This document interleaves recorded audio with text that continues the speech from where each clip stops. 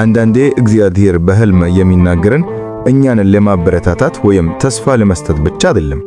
አንዳንዴ ህልሞች የሚመቱት ልክ እንደ ማንቂያ ደውል ሊያስጠነቅቁና እግዚአብሔር እንደሚወደን ሁሉ ከአደጋ እንድንጠበቅም ይፈልጋል።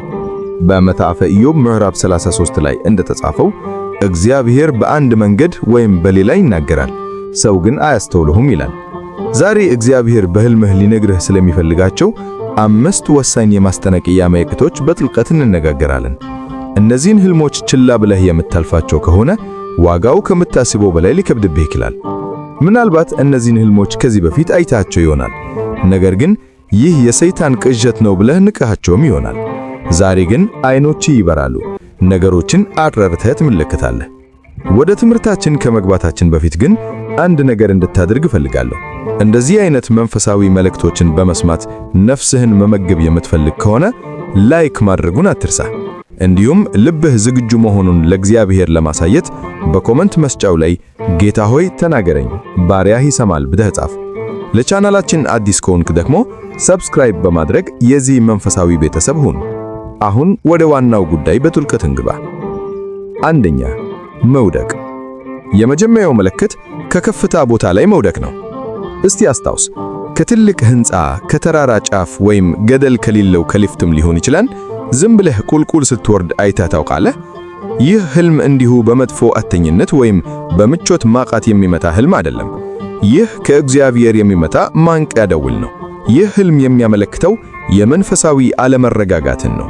ምናልባት በሕይወትህ በቆምክበት ቦታ ላይ ጠንካራ አለመሆንህን እግዚአብሔር እያሳየህ ነው። ብዙ ጊዜ ሰዎች በመንፈሳዊ ሕይወታቸው ደህና ነኝ ብለው ያስባሉ። ጸሎት ያደርሳሉ፣ ቤተ ክርስቲያን ይሄዳሉ፣ መልካም ነገር ያደርጋሉ።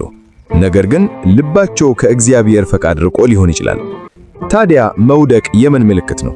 የትዕቢትና የመንሸራተት ነው። ሰይጣን ከሰማይ የወደቀው በትዕቢቱ ነበር።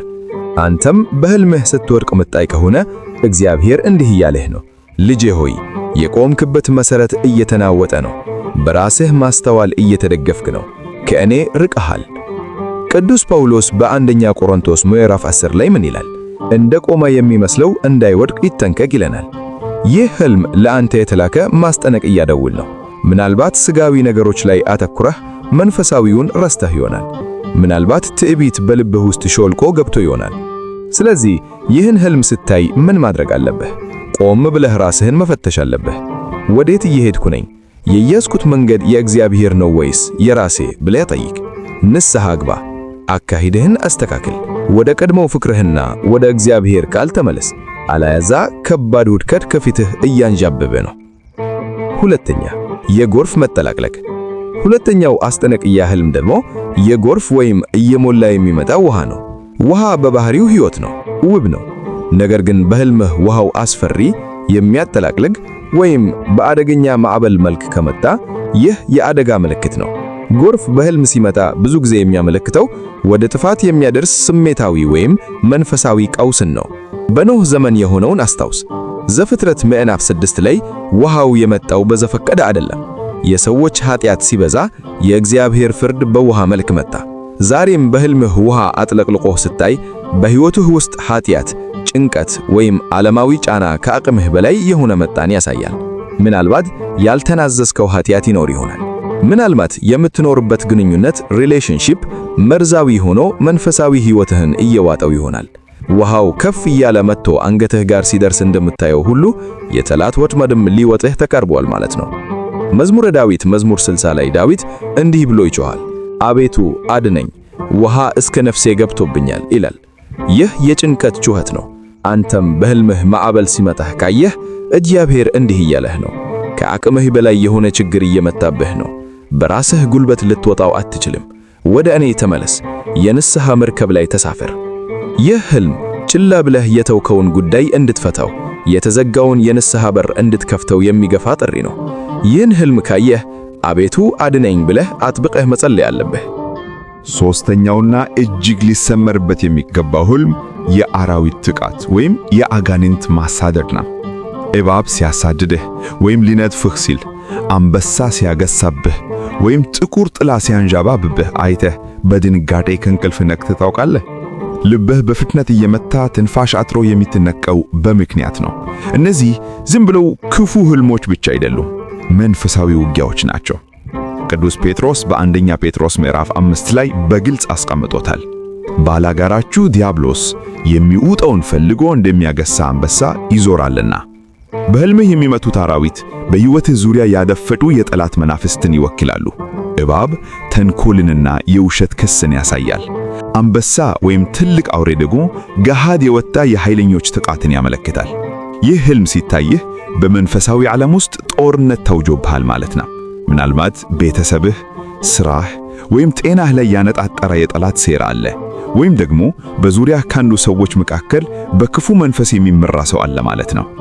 እግዚአብሔር ይህን የሚያሳይህ እንድትፈራ አይደለም፣ እንድትዘጋጅ እንጂ።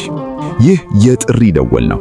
ተነስ፣ ጸልይ፣ ማዕበሉን ገስጽ የሚል መልእክት ነው። እንደዚህ አይነት ሕልም ካየህ ዝም ብለህ አትተኛ። ጠዋት ስትነሳ ጠበል ተጠመቅ፣ በጸሎት ወደ እግዚአብሔር ጩህ፣ ቤትህን በጸሎት አጥር እጣፍ። ምክንያቱም እግዚአብሔር ጠላትን ድል እንድትነሳው አስቀድሞ ምስጢሩን እየገለጠልህ ነው። አራተኛው የጥርስ መውለቅ ወይም የፀጉር መቆረጥ። አራተኛው ምልክት ብዙዎቻችን የምናየው ግን ደግሞ ትርጉሙ የሚጠፋን ሕልም ነው። የጥርስ መውለቅ ወይም የፀጉር መመልጠን። በሕልምህ ጥርሶች ሲረግፉ ወይም በእጅህ ስትነካቸው ሲወልቁ ወይም ደግሞ ፀጉርህ ተቆርጦ ወይም ተላጭቶ አይተህ ይሆናል። ይህ ስለ ውበት መጨነቅ አይደለም። ይህ መንፈሳዊ ድክመትን ወይም የጸጋ መገፈፍን ያሳያል። በመጽሐፍ ቅዱስ አስተምህሮ መሠረት ጥርስ የጥንካሬና የመፍጨት ወይም የማላመጥ ምልክት ነው። በመንፈሳዊ ዓለም የእግዚአብሔርን ቃል የመረዳትና የመተርጎም ብቃትህ እየቀነሰ እንደመጣ ያሳያል። ፀጉር ደግሞ የክብርና የጉልበት ምልክት ነው። በመሳፍንት መጽሐፍ ምዕራፍ 16 ላይ ስለ ሶምሶን እናነባለን። ጉልበቱና ምስጢሩ በፀጉሩ ላይ ነበር። ፀጉሩ ሲቆረጥ ኃይሉን አጣ፣ ጠላቶቹም ተጫወቱበት። ይህ ሕልም ለአንተ ማስጠንቀቂያ ነው። ምናልባት በመንፈሳዊ ሕይወትህ እየደከምክ ነው። ምናልባት የጥምቀት ጸጋህ በኃጢአት ምክንያት እየተገፈፈ ነው። ለረጅም ጊዜ በዝምታ የቆየ መንፈሳዊ ድካም ወይም ተስፋ መቁረጥ ውስጥ ገብተህ ይሆናል። ኃይልህ እየተሞተጠ ነው። የቀደመው ኃይልህ የት አለ ብለህ የምትጠየቅበት ጊዜ ላይ ነህ። እግዚአብሔር በሕልምህ ጥርስህ ወይም ፀጉርህ ሲወድቅ እያሳየህ ያለው ልጄ ሆይ መንፈሳዊ ሥልጣንህን እያጣህ ነው፣ ጠላት ሊጫወትብህ ነውና ወደ እኔ ቅረቢ፣ ኃይልህን አድስ ሲልህ ነው።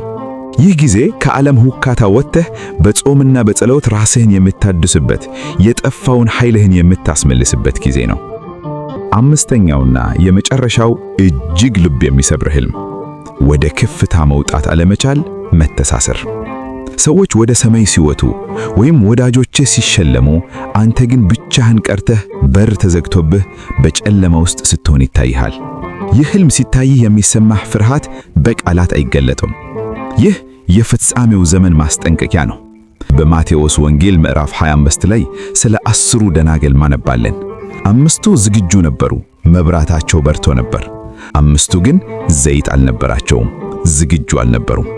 ሙሽያው በመጣ ጊዜ ዝግጁ ያልነበሩት ቀሩ። ጌታ ሆይ ክፈትልን ቢሉም እውነት እላችኋለሁ አላውቃችሁም የሚል መልስ ተሰጣቸው።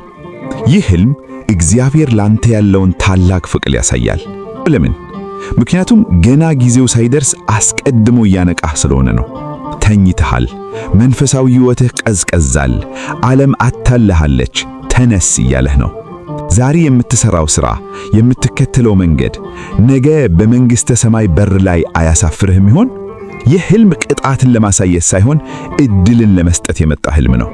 እግዚአብሔር አሁንም ጊዜ አለህ፣ መብራትህን አብራ፣ ዘይትህን ሙላ እያለህ ነው። ከዓለም ጫጫታ ወጥተህ ስለ ዘላለም ሕይወትህ እንድታስብ የሚገፋፋ ከባድ ማስጠንቀቂያ ነው። የእግዚአብሔር ቤተሰቦች፣ እነዚህን 5 ሕልሞች ስንመለከት አንድ ነገር አስተውሉ። እግዚአብሔር የሚያስጠነቅቀን ሊያስፈራራን ፈልጎ አይደለም። በፍጹም። እሱ እኮ አባት ነው።